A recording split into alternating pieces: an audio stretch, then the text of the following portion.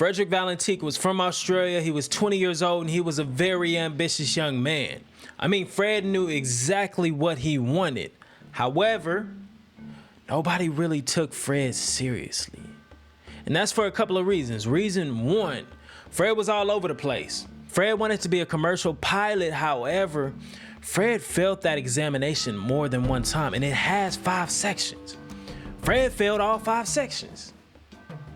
Number two, Fred was into UFOs and he was not ashamed to tell anyone. I mean, he told his coworkers, he told his classmates, he told his friends, he told his girlfriend, he told his parents. Fred was damn near the UFO guy. So, if you ask me, Fred was focused on the wrong flying objects. However, Fred probably experienced something that very few people have ever experienced, depending on what you believe. So despite trying over and over and over, Fred was never able to attain his commercial license. There was a silver lining.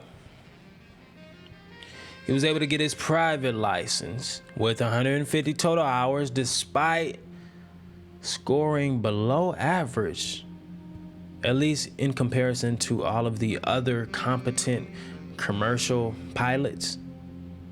So Fred was like, hey, I'm a licensed pilot. Why not go fly tonight? So he pulled the plane out the hangar. He called air traffic. Hey, where you going? I'm going to Kings Island to go pick up some friends. Okay. And he went up into the air. Now what happens after this is completely unpredictable. So Fred's in the air, he's like, yes, I'm finally able to show off my skills to my friends. And he looks up. He's like, what is that? So he calls air traffic control. This is Delta Sierra Juliet. Is there any known traffic below 5,000 feet? No known traffic. Seems to be a large aircraft below 5,000 feet. What type of aircraft is it? I cannot confirm. It's 4 bright, seems to me like landing lights. The aircraft has just passed over me at least 1,000 feet above. Is there any Air Force aircraft in the vicinity? No known aircraft in the vicinity. Seems to be playing some sort of game. He's flying over me. Delta Sierra Juliet, it's not an aircraft, it's... Can you describe the aircraft? As it's flying past, it's a long shape. Cannot identify it. It has such speed. It's before me right now, Melbourne. How large would the object be? Seems like it's stationary. What it's doing right now is orbiting. The thing is just orbiting on top of me.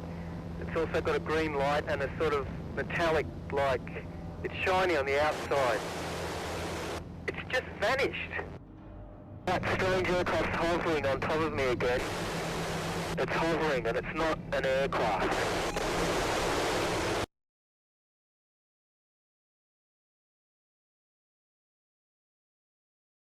Immediately after Fred went radio silent, they started searching. They searched the Bay Strait, which is the strait in between Australia's mainland and the island of Tasmania. They put out civilian aircraft, they used ships.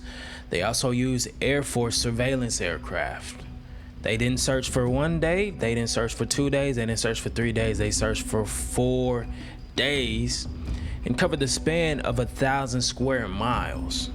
One thing to note is that this area is a hotspot for planes going down.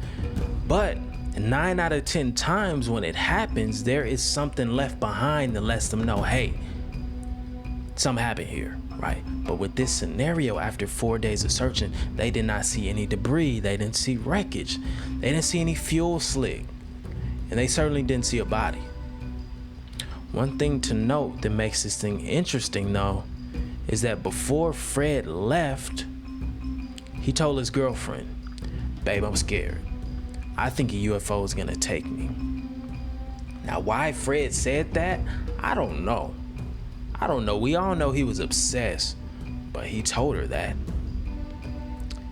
And it's highly plausible that that happened. Another thing to note is that a family was returning from an outing, and they reported to see a green light trailing an airplane.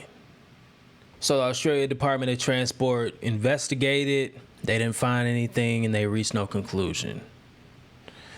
But what we do know is that Fred was not the best pilot. We do know he constantly failed classes, and he wasn't able to get a commercial license. However, he was able to get a private, and he had 150 total hours under his belt. So that does have to count for something. Also, this was a routine flight. This wasn't a crazy flight. There was not a crazy risk being taken here.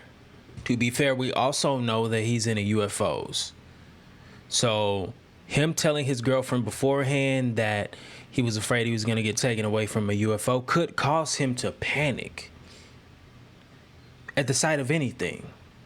But when you listen to the audio, that's not the voice of a man that's panicking. He actually says what it is. He's just being objective about what he sees. He's not reacting emotionally. He's like, I see this. This is not normal aircraft.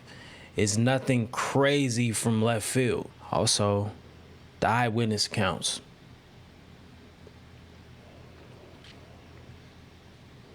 I think he got kidnapped. I think so.